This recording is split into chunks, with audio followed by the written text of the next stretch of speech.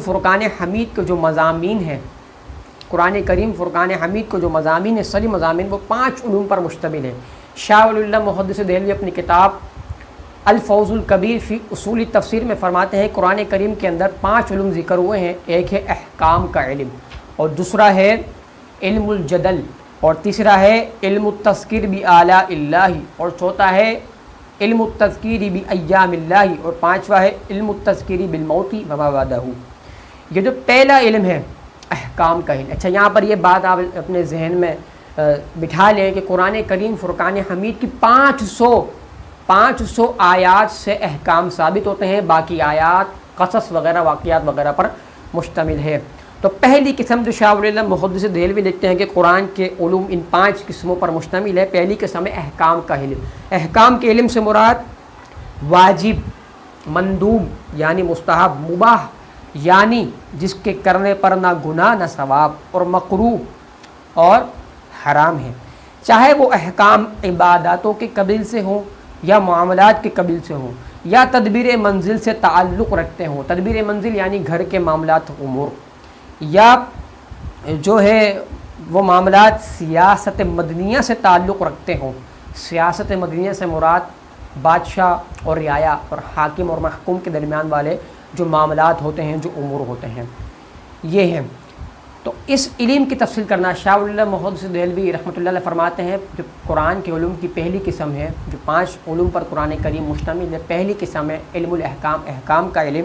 اس علم کی تفصیل کرنا فقیہ کی ذات سے وابستہ ہے۔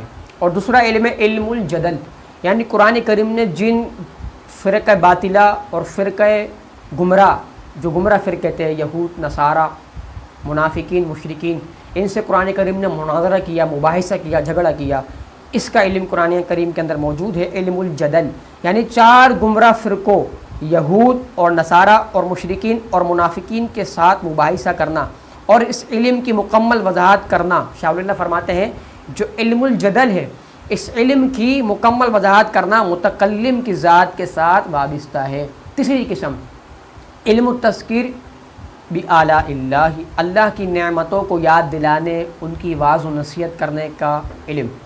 یہ کیا ہے، اس سے کیا مراد ہے؟ یعنی آسمانوں اور زمین کی پیدائش کا بیان، اور بندے جن باتوں کے محتاج ہیں ان کو دل میں ڈالنے کا بیان، اور اللہ تعالیٰ کی صفات کاملہ کی وضاحت ہے۔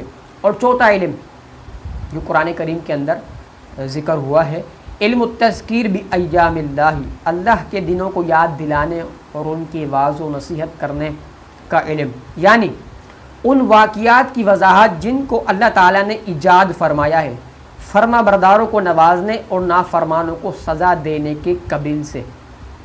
پانچواں علم علم التذکیر بالموت وما بعدہ، موت اور اس کے بعد کے معاملات کے یاد دلانے اور ان کی واعظ و نصیحت کرنے کا علم، یعنی حشر و نشر، حساب، میزان اور جنت و دوزخ، یہ موت کے بعد کی تفصیل ہے۔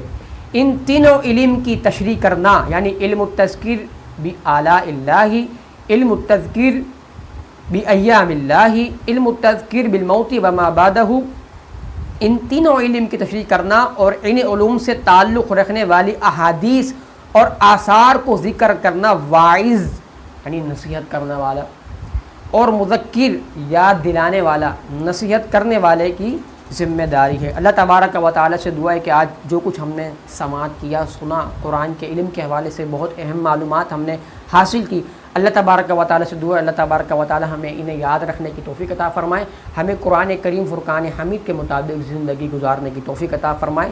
وما علی الا البلاغ المبین۔